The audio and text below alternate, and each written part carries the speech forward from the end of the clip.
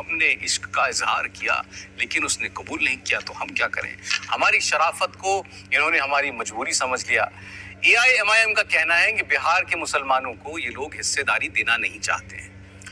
Actually AIMIM विधानसभा चुनाव में RJD के साथ महागठबंधन में जाना चाहती थी, गठबंधन करना चाहती थी, लेकिन RJD की एक शर्त है कि AIMIM बिहार विधानसभा चुनाव न लड़े और हमें वैसे ही समर्थन दे दे तो हम ओवैसी साहब को अपने साथ अपना साथी मानेंगे।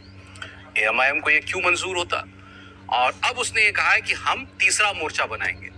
इसमें भी कोई नई बात नहीं है। पिछले बिहार इलेक्शन में भी AIMIM ने तीसरे मोर्चा बनाकर उसके साथ छोटी छोटी पार्टियों को जोड़ करके चुनाव लड़ा था।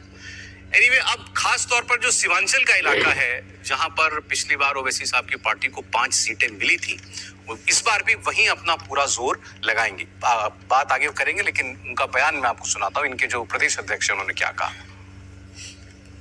मुझे अफसोस है कि मैंने मगरूर हसीना से इजहार इश्क किया है, तो इस मगरूर हसीना के इजहार इश्क का मुझको सदमा भी नहीं है, चूंकि बिहार की भलाई के लिए मैंने ये कहा था कि सेकुलर वोटों का बिखराव न हो। मेरे वसीउल कल्बी को, मेरे उदारता को उन्होंने मेरी कमजोरी समझी, है ना, कि गोया मैं डर से उनसे समझौता करने गया हूँ। अरे किसको ये फिक्र है कि कारवां का क्या हुआ? हर कोई लड़ रहा है कि सरदार कौन है। सरदारी की लड़ाई लड़ोगे या बिहार के आवाम की लड़ाई लड़ोगे?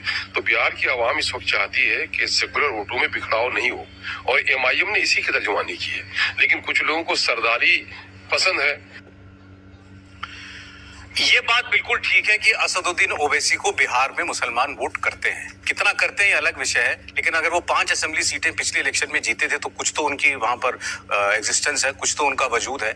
और फिर वो आगे से चलकर आए और कहा कि हम इस गठबंधन में शामिल होना चाहते हैं ताकि बिखराव ना हो मुसलमान वोटों का। वो सारा वोट जो है महागठबंधन की तरफ ही जाए। अब नहीं माने इस पर तेजस्वी यादव या लालू यादव, उसमें उनकी अपनी वजह रही होंगी, लेकिन क्या इससे उनको कोई फायदा होगा उनकी पार्टी को, RJD को, या एक घाटे का सौदा कर लिया है तेजस्वी यादव ने? समीर जी, देखिए, मुझे लगता है ये पहले से तय था कि ओवैसी की पार्टी को बिहार में महागठबंधन में जगह नहीं मिलेगी। ऐसा नहीं कि पहली बार उनको खारिज किया गया है। पहले भी लगातार ओवैसी इस बात का जिक्र करते रहे थे अपने तमाम माध्यमों से।